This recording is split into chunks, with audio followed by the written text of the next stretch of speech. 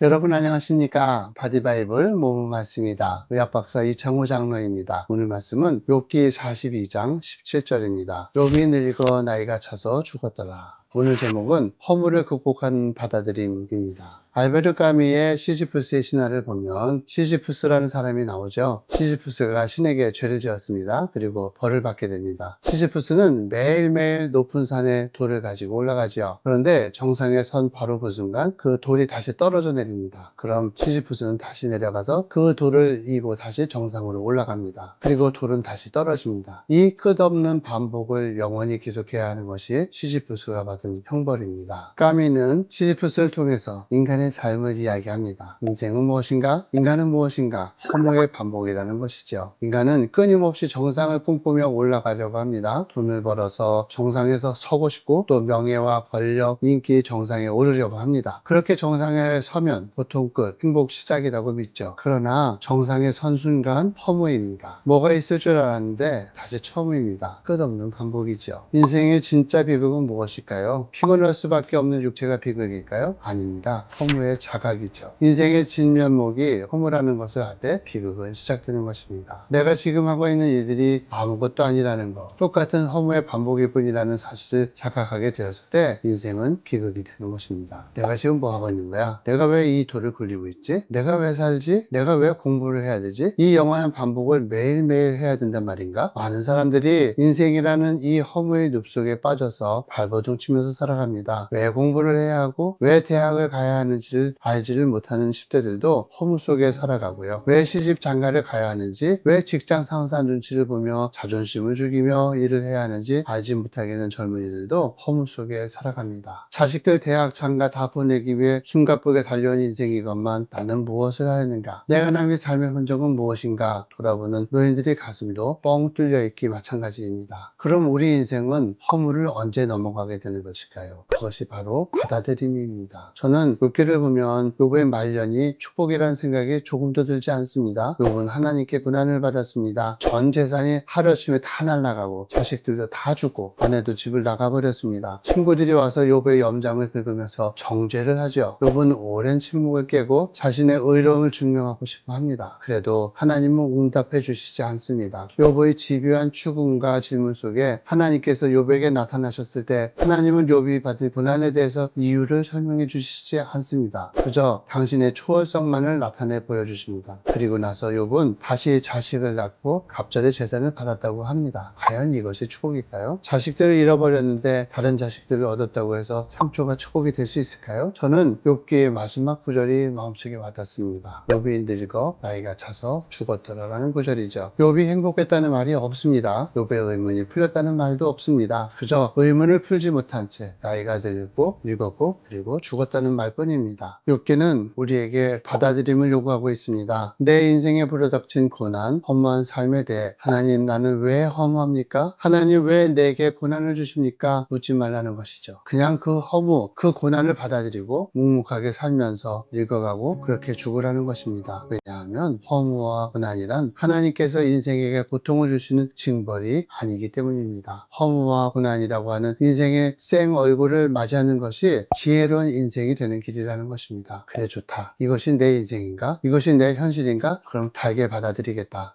허무를 굴리며 살아가더라도 나는 이 허무의 돌을 굴리며 끝까지 살아가겠다. 내가 사는 인생이 어떤 모습이라 하더라도 그 얼굴이 허무이든 고통이든 절망이든 나는 살아가겠다. 이 못생기고 추악한 인생의 생 얼굴을 끌어안겠다. 이 절망 속에서도 나는 살아갈 만한 의미와 가치를 찾아내겠다라고 할 때 허무와 고난을 극복하게 되는 것입니다. 어디로 피해서 행복한 것이 아닙니다. 의미와 가치를 발견할 때 행복해지는 것입니다. 이 돌이 내가 지고 가야 할 운명이라면 그 돌을 붙잡고 끝까지 굴리며 살기로 마음먹을 때 그는 점점 더 각성하게 됩니다. 허무를 반복하더라도 돌과 허무의 의미를 부여하고 그걸 끌어안고 살아가는 사람은 새로운 깨달음과 가치를 발견하게 됩니다. 내 삶의 무거운 짐을 감당하면서 내 삶 속에서 누구도 갖지 못한 가치를 만들어내고 말겠어 하는 적극적인 사고방식에서 허무를 극복하게 되는 것입니다. 스스로 물어보십시오. 내 안에 스스로 추구할 만한 가치를 가지고 있는가? 그렇다면 지옥 같은 현실 속에 있다 하더라도 마음속에 행복을 빼앗기지 않게 될 것입니다.